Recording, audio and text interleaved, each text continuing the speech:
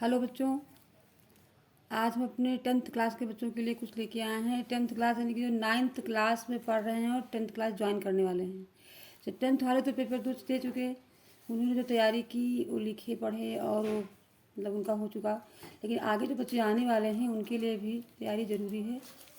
उनके लिए हम सबसे आज पहले लेके आए हैं अलंकार। अलंकार के भेद जानेंगे और अलंकार कितने प्रकार के होते हैं ये हम बताएंगे आपको अपनी वीडियो में।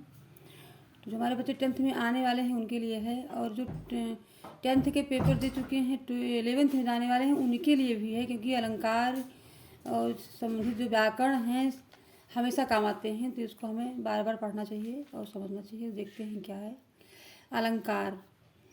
अलंकार क्या है? काव्य की शोभा बढ़ाने वाले उपकरणों को अलंकार कहते हैं।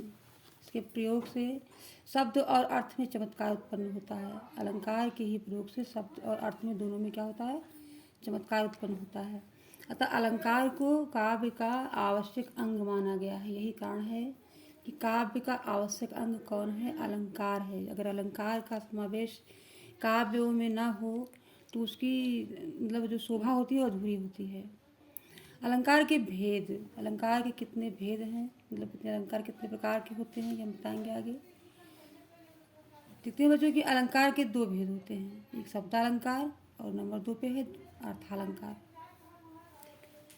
अर्थालंकार कहते हैं कि शब्दालंकार कहाँ होता है? जहाँ पे केवल शब्दों में चमत्कार पाया जाता है वहाँ शब्दालंकार होता है, और जब अर्थ में चमत्कार होता है तब वहाँ अर्थालंकार पाया जाता है। शब्दालंकार के भेद, शब्दालंकार के कितने भेद हैं, यानी शब्द अलंकार में हम कितने अलंकारों को पढ़ते हैं। शब्दालंकार में है, शब्दालंकार के 3 भेद होते हैं। शब्दालंकार जो है उसमें हम 3 अलंकार ही सिर्फ पढ़ते हैं, जैसे नंबर 1 अनुप्रास, नंबर 2 यमक, नंबर 3 श्लेष अलंकार। शब्दालंकार के 3 भेद हैं, तीनों को हम पढ़ते हैं।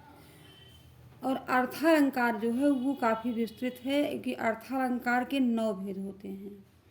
9 भेद यानी कि नंबर 1 क्या है? उपमा अलंकार, ये अर्थालंकार का भेद है। नंबर 2 रूपक अलंकार, नंबर 3 अन्वय अलंकार, नंबर 4 प्रतीप अलंकार, नंबर 5 संदेह अलंकार, नंबर 6 भ्रांतिमान अलंकार, नंबर 7 उत्प्रेक्षा अलंकार, नंबर 8 दृष्टांत अलंकार, और नंबर 9 है अतिशयोक्ति अलंकार। तो 9 अलंकार होते हैं अर्थालंकार में। और शब्दालंकार में 3 भेद होते हैं, क्योंकि 11th और 12th के बच्चे जो होते हैं वो पूरे 1 से लेकर के 9 अलंकार तक पढ़ते हैं अर्थालंकार, और 3 जो शब्दालंकार के होते हैं वो भी पढ़ते हैं, यानी वो 12 अलंकार का अध्ययन 11th और 12th के बच्चे करते हैं। इसलिए आप लोगों को सबको पढ़ना चाहिए। देखते हैं अर्थालंकार के जो 10th क्लास के बच्चे हैं उनमें सिर्फ अर्थालंकार में ही पढ़ाया जाता है। तो अर्थालंकार के कौन कौन भेद हैं? अर्थालंकार में जो उपमा अलंकार, रूपक अलंकार और उत्प्रेक्षा अलंकार, ये 3 ही है। 10th क्लास में जो बच्चे पेपर दिए हैं उनमें 3 ही अलंकार है, उपमा अलंकार, रूपक अलंकार और उत्प्रेक्षा अलंकार। सभी बच्चों को पढ़ना चाहिए। अर्थालंकार के थे, शब्दालंकार नहीं पढ़ना है। उपमा अलंकार में देखते हैं क्या है? जहाँ 2 भिन्न पदार्थों अथवा व्यक्तियों में समान गुण धर्म के सादृश्य या साधर्म की स्थापना की जाती है वहाँ उपमालंकार होता है।